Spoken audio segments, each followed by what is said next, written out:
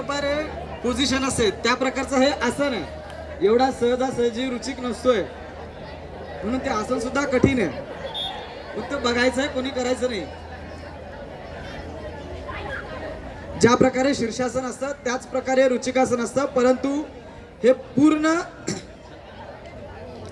पाय हे वाकले जातात आणि डोक्याच्या जवळ गेले जातात. अशा प्रकारचा विंचू असतो, तुम्ही बघितला असेल. विंचवाच्या नांग्या एका बाजूला असतात, विंचवाचं तोंड एका बाजूला असतं, परंतु ते दोन्ही एका बाजूला येतं. दोन्ही विरुद्ध दिशेने जरी असलं, तोंड विरुद्ध दिशेला असतं, विंचवाची शेपटी विरुद्ध दिशेला असते, परंतु तरी सुद्धा ते दोन्ही एका बाजूला येतात. त्या प्रकारचं हे आसन आहे. हे एवढं सहजासहजी होत नाही. या आसनामध्ये सुद्धा संपूर्ण शरीर म्हणजे डोक्याच्या केसापासून ते पायाच्या नखापर्यंत ताणलं जातं. याच्यामध्ये पचन संस्था व्यवस्थित होते, परंतु खाल्ल्यानंतर रुचिकासन कधीही करू नये, अन्यथा ते बाहेर येणार. तुमचं मानसिक त्रास असेल, डोक्याला जर ताण असेल, ताणतणाव असेल, तर या प्रकारचं आसन कधीही करू नये, अन्यथा आपली नर्वस सिस्टीम जी आहे ती काम करण्याचं बंद करू शकते. जी डोक्यामध्ये थर्ड वेंट्रिकल असते, जी मेंदुला जॉईंट असते, ही तुटण्याची सुद्धा शक्यता नाकारता येत नसते. म्हणून जर अशा प्रकारचा त्रास असेल, दम लागत असेल, श्वास जास्त होत असेल, तर रुचिकासन प्रकार करू नयेत. नेक्स्ट आपल्याला बघायचं आहे चक्रासन. चक्रासन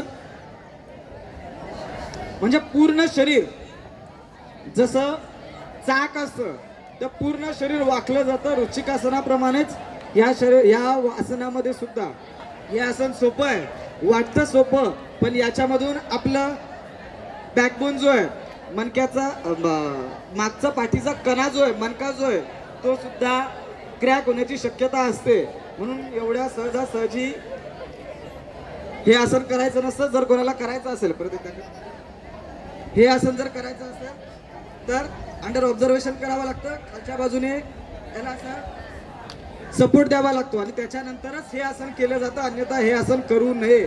तुम्ही जर डायरेक्ट करायला जाणार, आम्ही कधीही आसनं करत नाही, योगा करत नाही, म्हणून आमचं मणका जो आहे त्या मणक्याला जे जॉईनिंग आहेत या जॉईनिंग मध्ये गॅप येण्याची शक्यता असते किंवा क्रॅक होण्याची शक्यता असते.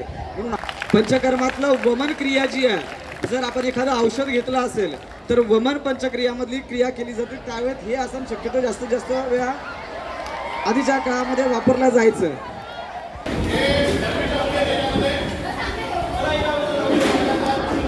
शेअर घे.